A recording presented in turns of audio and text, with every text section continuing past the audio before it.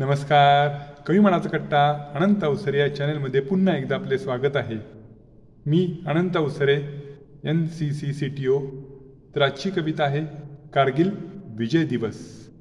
ऐका. कारगिल विजयाचा हा दिवस वीर जवानांचा अभिमान. कारगिल विजयाचा हा दिवस वीर जवानांचा अभिमान. देशाच्या रक्षणासाठी लढले ते हसत हसत देत होते प्राण.